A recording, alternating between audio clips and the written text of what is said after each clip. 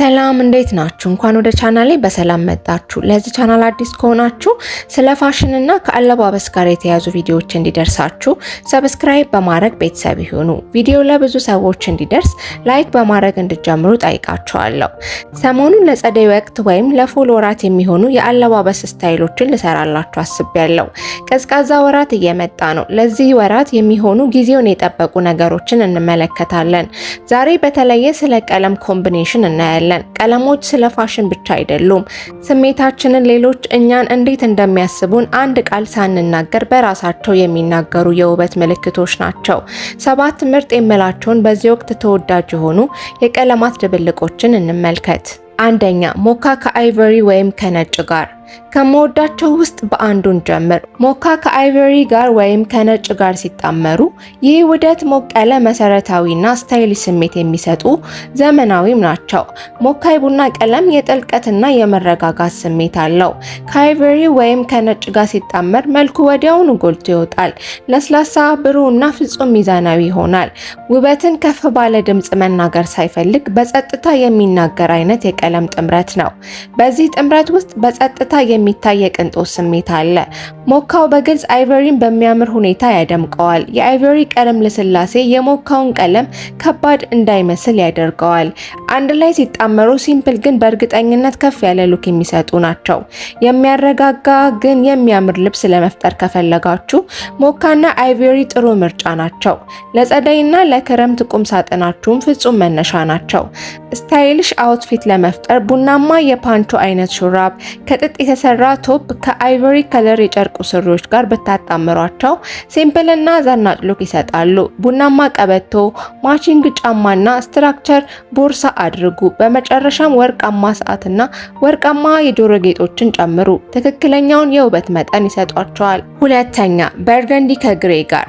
በፍቅር የምትወድቁበት ቀለም ኮምቢኔሽን ልንገራችሁ። ፓወር ያለው ከተዋበ ጥምረቶች አንዱ በርገንዲ ከግራጫ ጋር ነው።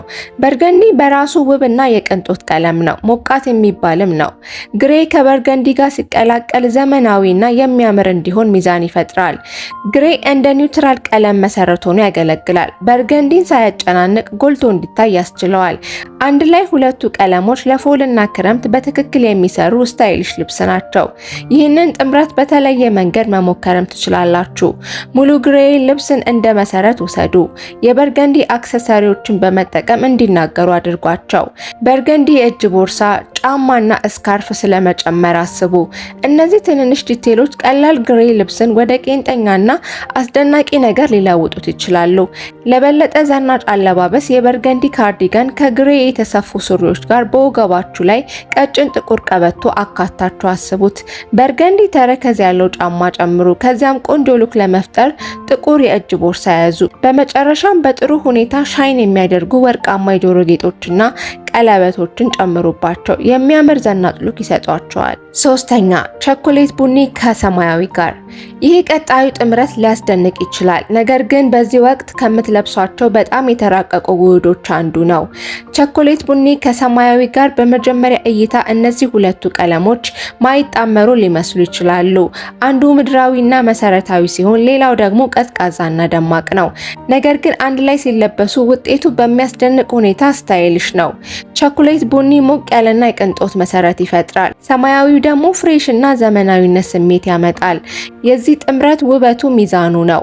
ቡኒው ሌክዠሪ እና መረጋጋትን ሲያስተላልፍ፣ ሰማያዊ ደግሞ ፓወር እና ግልጽነትን ይጨምራል። ይህንን ጥምረት በተለያዩ ጨርቆችና ፒሶች መሞከር ትችላላችሁ። ለምሳሌ የቸኮሌት ቡኒ ሱፍ ጃኬት ከሰማያዊ ቁልፍ ሸሚዝ ጋር ከዳርክ ዋሽ ጂንስ ጋር አጣምራችሁ አስቡት። ይበልጥ ለማሳመር ጥቁር የእጅ ቦርሳና ጥቁር ጫማ ጨምሩ። በመጨረሻም የብር ሰዓትና የጆሮ ጌጦችን በመጨመር አጠናቁት። ይህ አይነቱ አለባበስ ቸኮሌት ቡኒና ሰማያዊን ወደ የዕለት ተዕለት ልብስ ቁም ሳጥናችሁ ውስጥ እንዴት በቀላሉ መዋሃድ እንደሚችሉ ያሳያል። አራተኛ፣ ቸኮሌት ቡኒ ከጥቁር ጋር።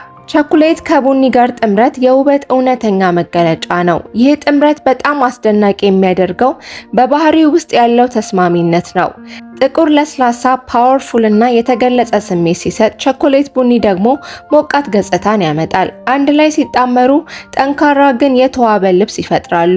ዘመናዊና ጊዜ የማይሽረው አይነት ስሜት የሚሰጥ ጥምረት ነው። ለምሳሌ የቸኮሌት ቡኒ ኮት ወይም ጃኬት በሁሉም ጥቁር ቤዚክ ላይ መልበስ ወዲያውኑ አስደናቂ እይታ ይፈጥራል። ጥቁር ለስላሳ ያልተቋረጠ መሰረት ሲሰጥ፣ ቡኒው ደግሞ ሙቀትና ውበትን ከላይ ያንጸባርቃል። ይህን ጥምረት ዘንጦ ለመታየት በጣም ምርጥ ከሆኑ መንገዶች አንዱ ነው። ይህም ለልብሳችሁ ብዙ ጥረት ሳያስፈልገው ስታይሊሽ ሉክ ይሰጣል። ቆንጆ ሉክ ለመፍጠር እናስብ። ለምሳሌ ጥቁር የሳተን ጉርድ፣ ጥቁር ተርትን ኔክ ቶፕ፣ ረጅም ቸኮሌት ቡኒ ኮትን አጣምሮ ጥቁር አንክል ቡት ጫማና ቆንጆ ጥቁር ስትራክቸር ያለው የእጅ ቦርሳ ጨምሩ። በመጨረሻም ወርቃማ የጆሮ ጌጦች፣ ሰዓት ወይም የተደረደሩ ቀለበቶችን በመጨመር ዝም ያለ ሌግዠሪ ሉክ መፍጠር ትችላላችሁ። አምስተኛ ኔቪ ብሉ ከቀይ ጋር። ኔቪ ብሉ በተፈጥሮ የተረጋጋ የሚያምርና ክላሲክ ሲሆን፣ ቀይ ደግሞ ጠንካራና በጉልበት የተሞላ ነው። አንድ ላይ ሲጣመሩ ፓወርፉል፣ ስታይሊሽ እና በጣም የተሰበሰበ እይታ ይፈጥራሉ። ልክ እንደ በርገንዲና ግሬ ቀይ ቀለምን በአክሰሰሪዎች ወይም በልብስ ፒሶች ማድመቅ ትችላላችሁ። ያልደመቀ ነገር ከፈለጋችሁ ልብሳችሁን በአብዛኛው ኔቪ ብሉ አድርጉና በቀይ ዲቴሎች አስውቡት። እንደ ቀይ እጅ ቦርሳ፣ ቀይ ጫማ ወይም ቀይ ስካርፍ አድርጉ። ኔቪ ብሉ የተሰፋ ሱሪ፣ ብሉ ታንክ ቶፕ እና አጭር ኔቪ ብሉ ጃኬት እንደ መሰረት አድርጓቸው። ከዚያም ቀይ ቀለምን የሚወክሉ ዝርዝሮችን አካቱ። ይበልጥ ጥሩ ሉክ ለመፍጠር ቀይ ስሊንግ ባግ ጫማና ማቺንግ የእጅ ቦርሳ ጨምሩበት። በመጨረሻም ወርቃማ የጆሮ ጌጦችን፣ ወርቃማ ክላሲክ ሰዓትና ሌየርድ የአንገት ጌጥ ተጠቀሙ። ውጤቱም ከመጠን በላይ ሳትጨናነቁ ቄንጠኛ፣ ዘመናዊና አስደናቂ ነው። ስድስተኛ ሙሉ ክሪም ወይም ሙሉ ነጭ። ይህ ቀጣዩ ጥምረት ልዩ ነው፣ ምክንያቱም በጣም ቀላልና ፓወር ያለው ነው። ሙሉ ክሪም ወይም ሙሉ ነጭ ጥረት የማያስፈልገው ግን በሚያስደንቅ ሁኔታ የሚያምርና ክላሲክ ነው። አንድ ንጹህ ቀለም መልበስ ወዲያውኑ ውበትን አድምቆ የማስተላለፍ ነገር አለው። ጎልቶ ለመታየት ከፍተኛ ድምጽ ያላቸው ቀለሞች ወይም ውስብስብ ነገሮች አያስፈልገውም። ይህ ምርጫ በጣም ማራኪ የሚያደርገው ንጽህናው ነው። ሙሉ አይቨሪ ልብስ ቀላልና የተዋበ ስሜት ሲሰጥ፣ ሙሉ ነጭ ደግሞ ጥርት ያለ ዘመናዊና በእርግጠኝነት ስታይሊሽ ነው። ሁለቱ ስሪቶች ከመጠን በላይ ሳትጥሩ በራስ መተማመንን ያንጸባርቃሉ። ለዚህም ነው ብዙ ቆንጆ ሴቶች እነዚህን ሞኖክሮማቲክ አለባበሶች የሚመርጡት። ይህም የመጨረሻው ኳይት ሌግዠሪ መገለጫ ነው። ለልብሱ ተጨማሪ ውበት ለማምጣት ኒውትራል አክሰሰሪዎችን አክሉበት። ለምሳሌ ታን፣ ቤጅ፣ ቡኒ ይጠቀሳሉ። እነዚህ አክሰሰሪዎች ሙቀትና እይታ ለልብሳችሁ ይጨምራሉ።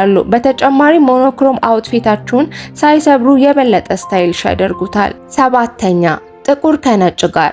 ይህንን ጥምረት ሁላችንም እንደምናውቀው አውቃለሁ፣ ነገር ግን መተው የማይቻል ታይምለስ ስታይል ነው። ጥቁርና ነጭ ጥምረት በፋሽን ታሪክ ውስጥ በጣም ከሚታወቁት አንዱ ነው። እናም የንጹህና ውበት ምልክት ሆኖ ለዘመናት ቀጥሏል።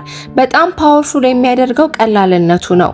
ሁለቱ ተቃራኒ ሼዶች የተራራቁ ቢሆኑም አብረው ሲሆኑ እጅግ ውብ ጥምረት ይፈጥራሉ።